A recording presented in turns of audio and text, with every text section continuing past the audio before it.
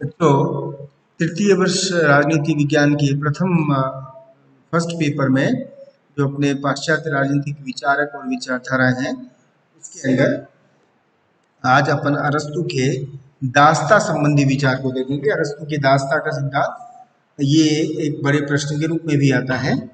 अरस्तु, मैं सबसे पहले ये बता दूं कि अरस्तु ने जब अपने राज्य की चर्चा की तो राज्य के नागरिकों की चर्चा की, और राज्य में रहने वाले समस्त निवासी नागरिक नहीं होते हैं, उनमें दासों और एलियन यानी विदेशियों की भी श्रेणी होती है। तो दासों के बारे में अरस्तु ने क्या कहा, ये अपने को जानकारी लेनी चाहिए। और हालांकि ये अपने को पता होना चाहिए कि जो अरस्तु है वो दास्ता को एक प्रकार से जस्टिफाई करता है, वो उसका समर्थन करता है। दास का अर्थ बताते हुए अरस्तु का कहना है कि स्वामी केवल दास का स्वामी होता है और उसके अधीन नहीं होता, जबकि दास केवल अपने स्वामी का दास ही नहीं बल्कि पूर्ण रूप से उसके अधीन होता है ना, पूर्ण रूप से अधीन होता है।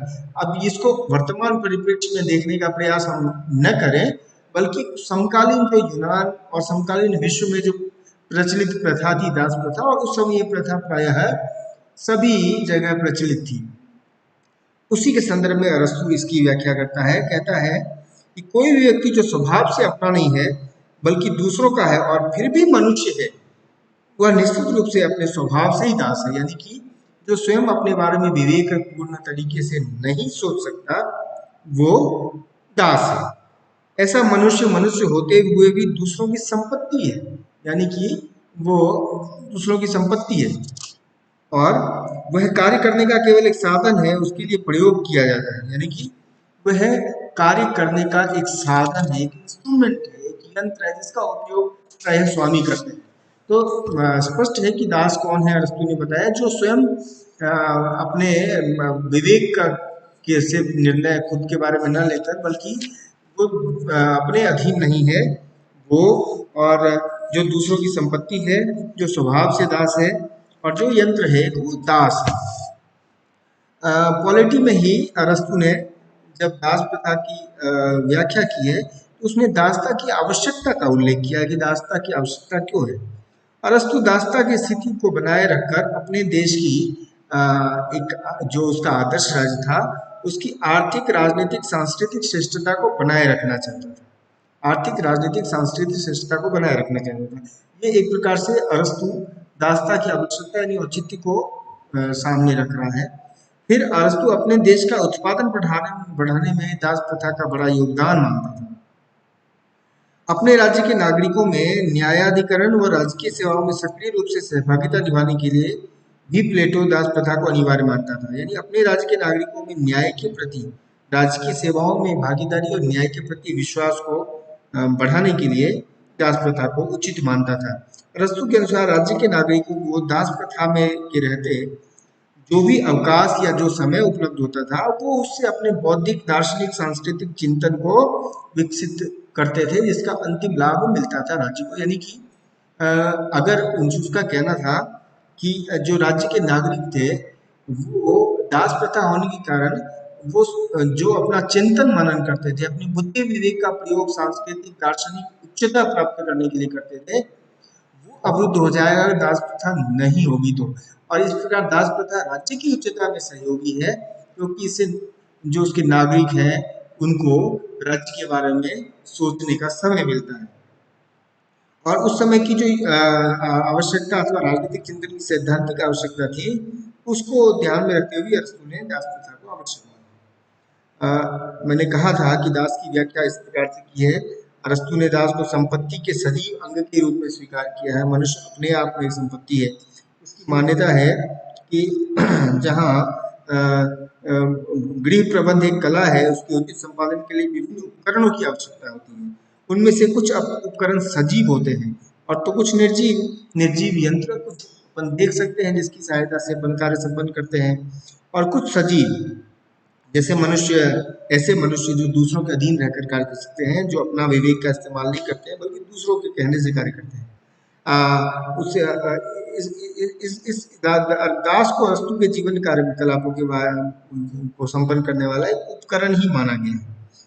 दास की प्रकृति कैसी है? अरस्तु का कहना था कि दास अपने स्वामी का दास ही नहीं बल्कि पूर्णतया उसी का अंग है। यानी कि उसके सिर्फ अधीनता नहीं बल्कि वो एक उसका अंग है, एक अनिवार्य अंग है। और उसको अपने कार्य संपन्न करने के लिए जैसे हाथ की आवश्यकता होगी, पैर की आवश्यकता होगी, ऐसे ही दास की आवश्यकता होगी कुल मिलाकर। और अपने स्वामी से भिन्न किसी भी दास का कोई अस्तित्व नहीं है।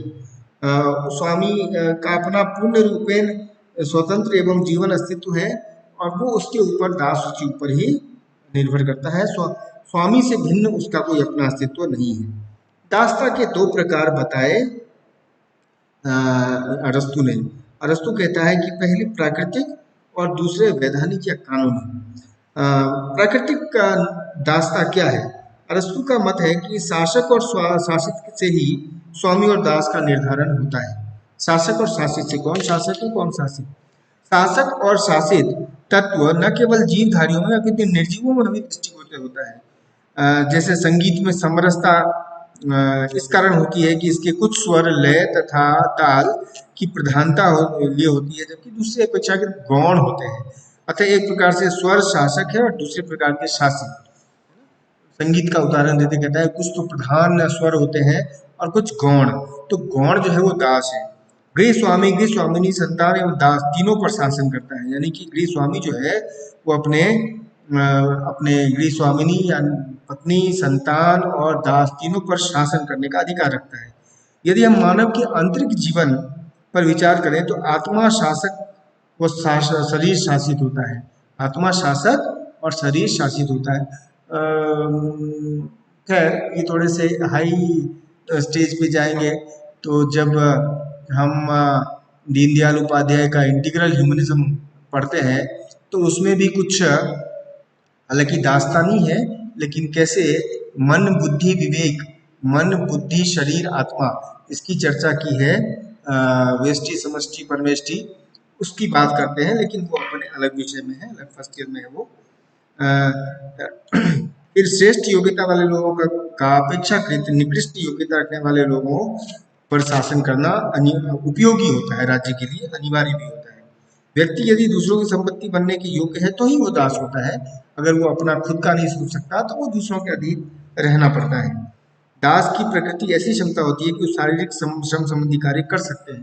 दास की एक प्रकृति की होती है, शक्ति होती है, ताकत होती है, इससे वो कार्य कर सकते हैं। दूसरा जो है, दूसरे प्रकार की दासता वो है कानून वैधानिक, कानून सम्मत दास प्रथा।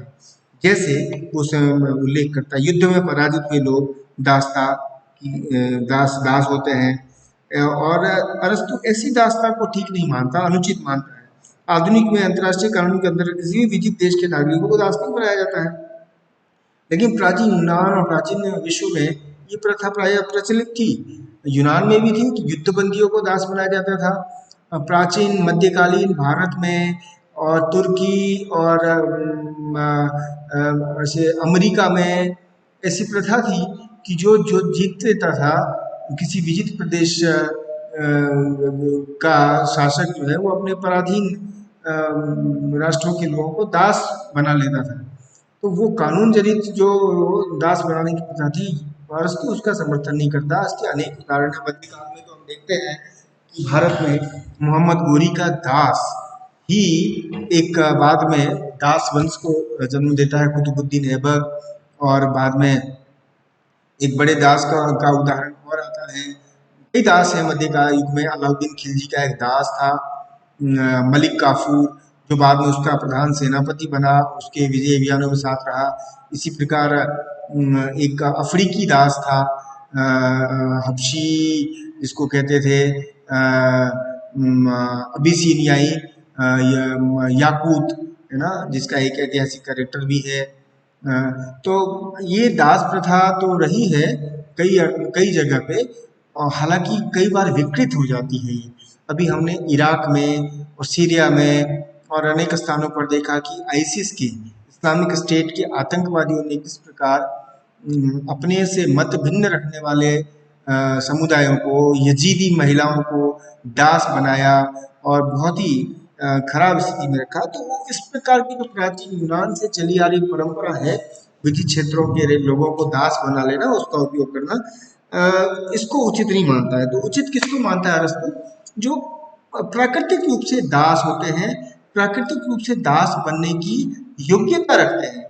प्राकृतिक रूप से दास बनने के लिए उसके पास स्वामी के पास रहने के अलावा और कोई अन्य साधन नहीं होता। वो राज्य की सेवा में ही, तो दासता राज्य की सेवा के लिए आवश्यक है, ऐसा कहकर अरस्तु कहता है इसको। अब दासता का औचित्य क्या है इत्यादि, इसके बारे में अगले व्याख्यान में